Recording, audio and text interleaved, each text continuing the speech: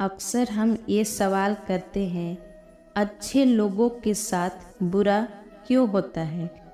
हिंदू धर्म ग्रंथों में भागवत गीता एक ऐसा धर्म ग्रंथ है जिनमें मनुष्य के मन में उठने वाले हर प्रश्न का उत्तर इसमें मिल जाएगा।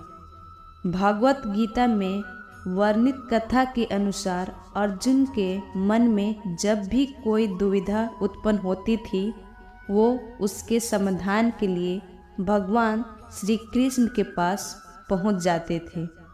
एक दिन की बात है, अर्जुन भगवान श्री कृष्ण के पास आए और बोले, हे वासुदेव, मुझे एक दुविधा ने घेर रखा है और इसका समाधान आप ही बता सकते हैं। तब श्री कृष्ण ने अर्जुन से कहा कि हे धनंजय, अपने मन में कोई भी दुविधा हो तो मुझे विस्तार रूप से बताएं, इसका हल मैं बताऊंगा। तब अर्जुन बोले, नारायण, कृपया कर मुझे यह बताए कि अच्छे लोगों के साथ बुरा ही क्यों होता है, जबकि बुरे लोग हमेशा खुशहाल दिखते हैं। अर्जुन के मुख से ऐसी बात सुनकर श्री कृष्ण जी मुस्कुराते हुए बोले, मनुष्य जैसा दिखता है या फिर महसूस करता है, वास्तव में वैसा कुछ नहीं होता है, बल्कि अज्ञानता के अनुसार वे सच्चाई को समझ नहीं पाता है। श्री कृष्ण की यह बातें सुनकर अर्जुन हैरान हो गए और बोले, हे नारायण, आप क्या कहना चाहते हैं, मेरी समझ में नहीं आया। तब श्री कृष्ण जी बोले, अब मैं तुम्हें एक कथा सुनाता हूँ, जिससे जानने के बाद तुम समझ जाओगे कि हर एक प्राणी के उसके कर्म के अनुसार ही फल मिलता है। अर्थात जो बुरा कर्म करता है उसे बुरा ही फल मिलता है, और जो अच्छा कर्म करता है उन्हें अच्छा ही फल मिलता है, क्योंकि अच्छे कर्म और बुरे कर्म मनुष्य पर निर्भर करता है। प्रकृति हर मनुष्य को राह चुनने का मौका देती है। अब इसका फैसला करना है कि व्यक्ति किस राह पर चलना चाहता है, ये उनकी इच्छा पर निर्भर करता है। फिर कथा सुनाते हुए श्री कृष्ण जी बोले, बहुत समय पहले की बात है, एक नगर में दो पुरुष रहा करते थे। उनमें से एक पुरुष व्यापारी था। उनके लिए अपने जीवन में धर्म और नीति के बहुत महत्व थी, और वह पूजा पाठ और भगवान की भक्ति में बहुत विश्वास करता था। चाहे कुछ भी हो जाए, वह मंदिर जाना नहीं भूलता था और ना ही दान धर्म आदि किसी भी प्रकार की कर्म में कोई कमी करता था। वही दूसरी और उस नगर का दूसरा पुरुष पहले पुरुष के कर्म उनके बिल्कुल विपरीत था। वह पुरुष प्रतिदिन मंदिर तो जाया करता था, लेकिन पूजा पाठ के उद्देश्य नहीं, बल्कि मंदिर के बाहर से चप्पल एवं धन चुराने के उद्देश्य से मंदिर जाया करता था। उसे दान धर्म नीति आदि किसी से कुछ लेना देना नहीं था। इसी तरह समय बीतता गया और एक दिन उस नगर में जोर से बारिश हुई, जिसकी वजह से उस दिन नगर के मंदिर में पंडित के अलावा और कोई नहीं था।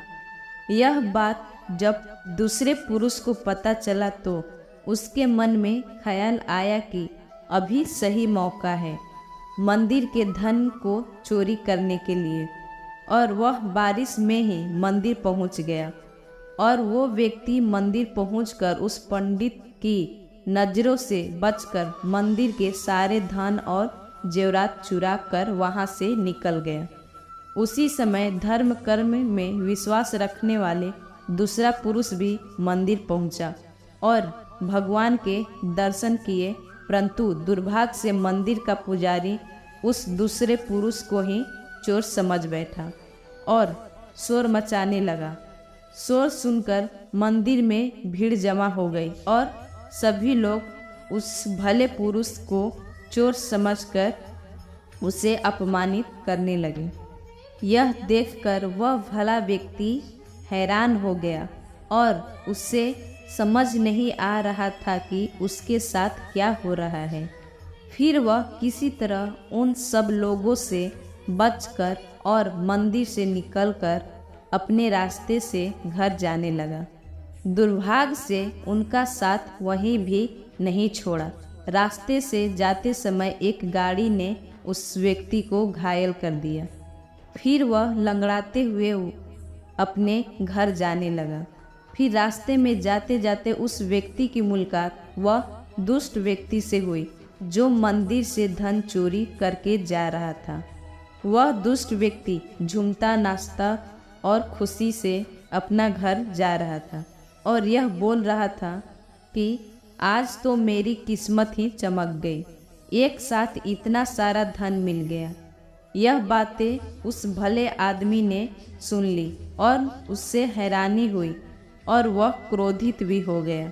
घर जाकर उसने भगवान की सारी फोटो निकाल कर फेंक दिया और भगवान से नाराज होकर अपना जीवन व्यतीत करने लगा। जब समय बीतता चला गया, उसके बाद दोनों ही पुरुषों की मृत्यु हो गई और वे यमराज के पास पहुँचे। भले व्यक्ति पुरुष के बगल में ही उस दुष्ट व्यक्ति को खड़े देखकर यमराज से पूछा, मैं तो हमेशा अच्छे कर्म करता था, पूजा पाठ दान धर्म में विश्वास रखता था, जिसके बदले मुझे जीवन भर अपमान दर्द और दुख ही मिला और इस अधर्म करने वाले पापी व्यक्ति को अपार धन और इसका जीवन सुखी से गुजरा, ऐसा क्यों? इस पर यमराज ने उस व्यक्ति को बताया कि पुत्र, तुम गलत सोच रहे हो। जिस दिन तुम्हें गाड़ी से टक्कर लगी थी उस दिन वास्तव में तुम्हारे जीवन का आखिरी दिन था, परंतु तुम्हारे किए गए अच्छे कर्मों के कारण ही तुम्हारी मृत्यु एक छोटे से दुर्घटना में परिवर्तित हो गई। और इस दुष्ट व्यक्ति के किस्मत में राजभोग था, परंतु इसके दुष्ट कर्मों की वजह से इसका राजभोग एक छोटे मोटे धन की चोरी में ही बदल कर रह गया।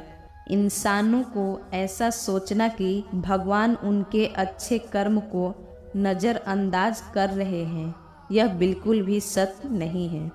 भगवान हमें क्या किस्मत में दे रहा है यह लोगों को समझ में नहीं आता, लेकिन अगर आप अच्छे कर्म करते हैं तो भगवान की कृपा सदैव आप पर बनी रहती है।